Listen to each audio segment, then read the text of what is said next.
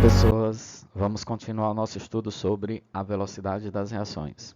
Nessa videoaula, estudaremos a teoria das colisões. Então, bora lá. Vocês já sabem que em uma reação química existem duas classes de substâncias. As que sofrem uma transformação, os reagentes, e as que são formadas, os produtos. A ocorrência de uma reação química está condicionada a alguns fatores. O primeiro deles, deve existir entre os reagentes uma tendência à reação, ou seja, deve haver afinidade química. Se colocarmos, por exemplo, dois gases nobres em contato em um mesmo recipiente, não ocorrerá uma reação entre eles. Mas, se por outro lado colocarmos uma solução de ácido sulfúrico em contato com a solução de hidróxido de sódio, ocorrerá uma reação de neutralização. Por quê? Porque há afinidade química entre as substâncias reagentes. Será que o ácido reagiria com o hidróxido sem entrar em contato? Certamente não.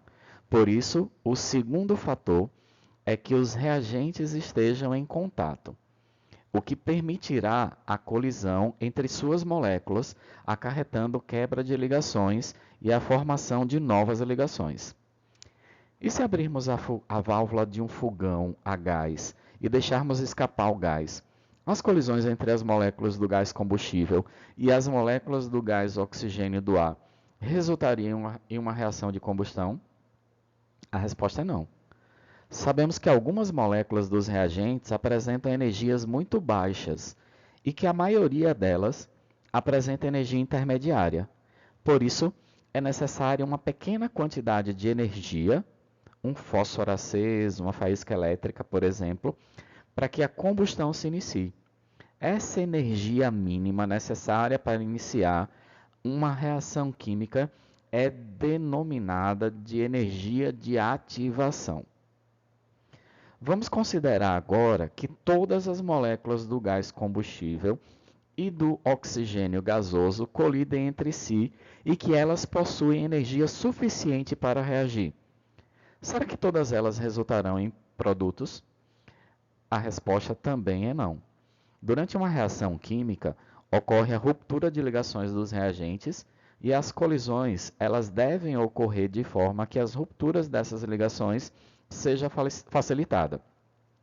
Para isso, é necessária uma boa orientação durante a colisão, ou seja, colisões eficazes ou efetivas com a formação de uma estrutura intermediária entre os reagentes e os produtos, que é denominada de complexo ativado.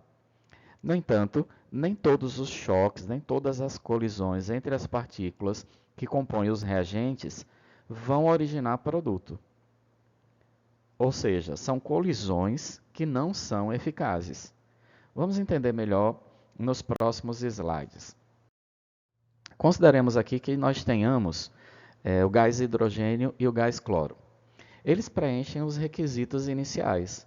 Eles estão em contato, eles apresentam afinidade química e eles têm a energia mínima necessária para que a reação aconteça. Como eles estão no mesmo recipiente, os gases têm elevada energia cinética, eles vão se movimentar e nesse movimento vão ocorrer colisões. Vamos considerar que nós tenhamos duas possibilidades, A e B. Qual será que das duas a gente vai ter colisões com geometria efetiva, que vai ser eficaz para a formação de produto? Observem aqui a primeira situação de colisão, A1, e a segunda, B1.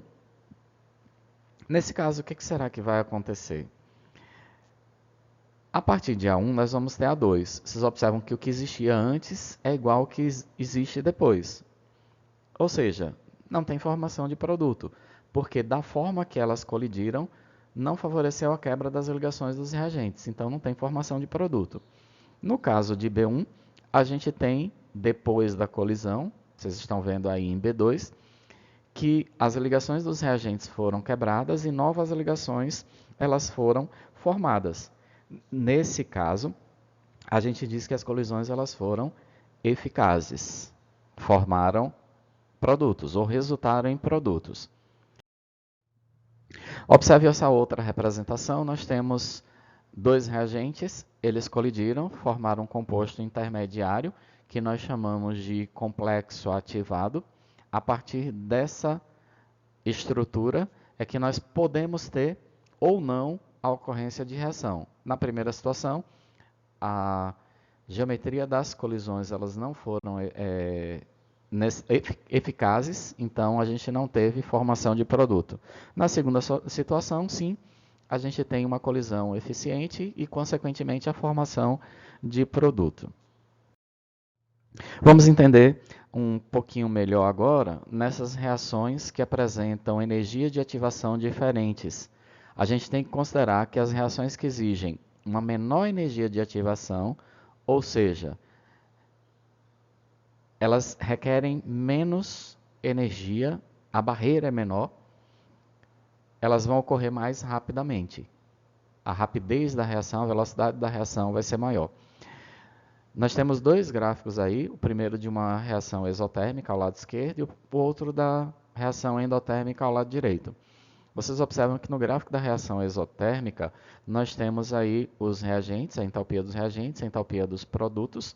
A diferença entre elas é a variação de entalpia, o ΔH da reação, que nesse caso é menor do que zero. Esse ponto mais alto do gráfico é o complexo ativado, independente se é exotérmico ou endotérmica. E a diferença entre os dois processos, vocês percebem, além dos dois patamares de reagente e produto serem invertidos, né? Porque no caso dos processos exotérmicos, tem mais energia no reagente do que no produto. Uma parte da energia, consequentemente, é utilizada para produzir a substância, né, formar o produto, e o restante vai ser liberado. Na reação endotérmica é o inverso, tem menos energia no reagente do que no produto, então é necessário que ocorra a absorção de energia para que os reagentes se transformem em produto. Mas eu queria chamar a atenção para a parte do que nós estamos estudando, que é a cinética química. Então, nesse caso, nós temos mais a energia de ativação das reações exotérmicas são sempre menores do que as reações endotérmicas. Por isso que a gente diz que os processos endotérmicos, eles são sempre espontâneos, principalmente quando comparados aos endotérmicos. Seguindo, vamos observar aqui mais um exemplo. Eu escolhi dessa vez da Universidade de Minas Gerais. Diz assim, no diagrama abaixo, o valor da energia de ativação correspondente em quilocalorias é. Ampliando só o gráfico um pouquinho para ficar mais fácil a visualização, vocês percebem aí que a energia do reagente, a entalpia do reagente é 110 quilocalorias. O ponto mais alto do gráfico é o complexo ativado. Nesse caso, o complexo ativado tem uma energia de 150 quilocalorias.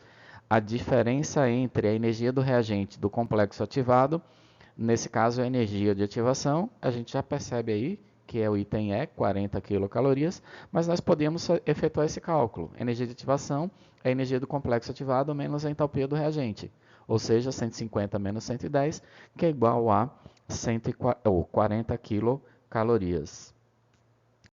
Finalizando a videoaula de hoje, gostaria de falar um pouquinho sobre essa frase aí. Aprenda a não bater de frente com quem só entende o que lhe convém. Não sei vocês, mas eu já me deparei com muitas pessoas assim. E a gente precisa aprender a viver, e a gente precisa aprender que viver é um desafio diário. Dentre os muitos altos e baixos que a vida, ela não é que a vida nos oferece, né? Mas que a gente enfrenta por conta de algumas situações na vida, nós corremos sempre o risco de sermos mal interpretados. E uma das coisas mais desagradáveis de se acontecer é sermos mal entendidos. Não importa em qual contexto seja, se é na escola, se é em casa, se é na igreja, no trabalho, onde quer que seja. E o pior dessas situações é que não importa o quanto tentamos esclarecer o que foi compreendido erroneamente, nada adianta. As pessoas que não querem e as que não se esforçam para entender na primeira vez em que dizemos algo, jamais se esforçarão novamente para entender algo. É inútil, às vezes, tentar fazer um cego enxergar. Acho que quase sempre. Para essas pessoas, apenas o próprio umbigo importa. Então, no fundo, Bater de frente com essas pessoas é a coisa mais em vão que se pode fazer na vida. É uma total perda de tempo. Temos que viver nossa vida com tranquilidade, ser o que somos, sem inverdades, sem dissimulações, sem mentiras e sem falsas modéstias. É ser o que somos de verdade. Por isso, meu conselho é: viva a sua vida, à sua maneira. Não se tem muito tempo livre, muitas vezes, e muito menos muita vida para ser gasta com pessoas de pouco ou quase nulo nível. Não se deve gastar energia nem alegria com quem nunca mereceu. Viva, brinque, sorria, ame, chore, grite, se divirta, seja humano e admite seus erros também. Ah, leia e estude, né? É sempre bom. Eu fiz uma adaptação de um blog que tem por título Significado dos Sonhos Online. Fique com Deus.